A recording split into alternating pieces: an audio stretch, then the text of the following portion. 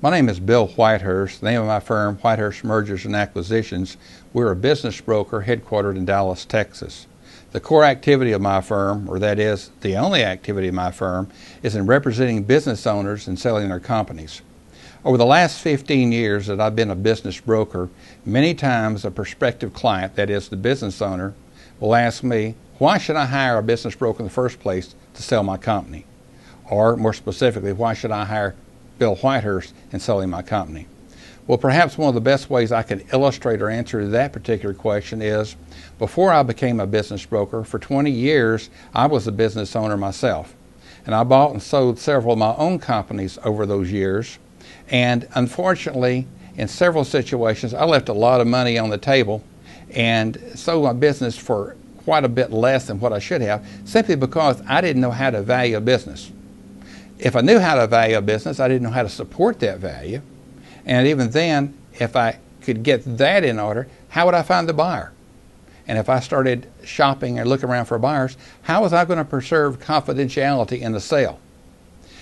Since I've become a business broker, I've learned the techniques and studied the techniques of business valuation. And one of the first things that I do, and this also would be one of the reasons to hire me as a business broker, is I do upfront at first a no-cost business valuation for the business owner.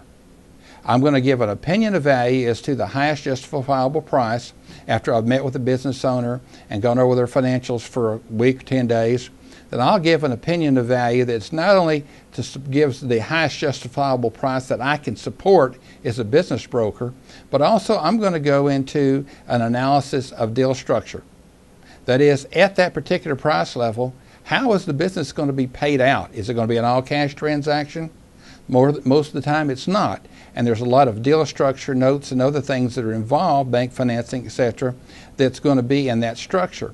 One of the first things I do is I do what I think is a very accurate, meticulous opinion of value to that business owner that also goes into the structure of the deal, so that I do at no charge. There's no strings attached from the business owner. That way the business owner is able to determine, is this the best time for me to go ahead and sell my firm, or should I wait to get the numbers up for later and get more money? That's one of the first things I do, is my opinion of value and the price analysis.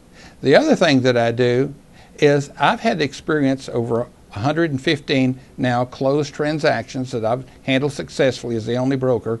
I've learned how to go out and comb the landscape for the different types of buyers that are available for any one business offering that I'm handling. Private equity groups that are looking to acquire a business as a portfolio company for their investors for the profits distribution. I've worked with private equity groups now for over 10 years. I know several of them fairly personally and what they're always looking for. So those folks, private equity groups, are always out there looking. But the business owner has to know how to value a business successfully and have that business structured so that the private equity group would be interested in that. And that's one of the things that I do. Other buyer pools that might be available for any one business offering could be the corporate executives coming out of corporate America. One guy or two or three guys coming together as a partnership want to acquire a company. Well, how do you find those people?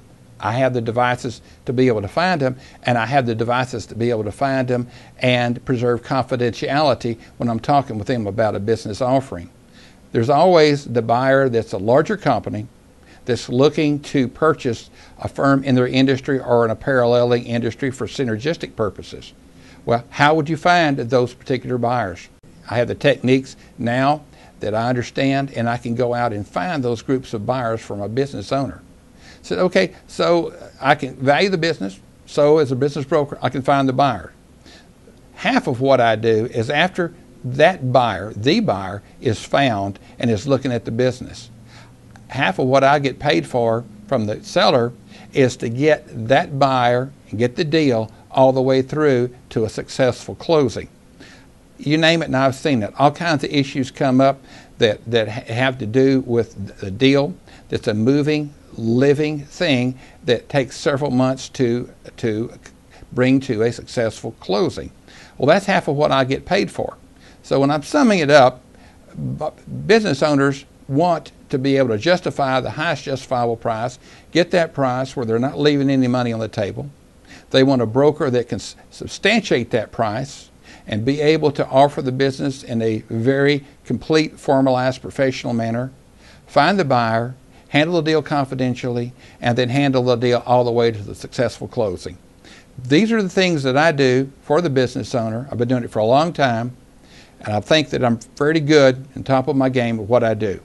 My name is Bill Whitehurst, my firm, Whitehurst Mergers and Acquisitions, and I'm headquartered in Dallas, Texas.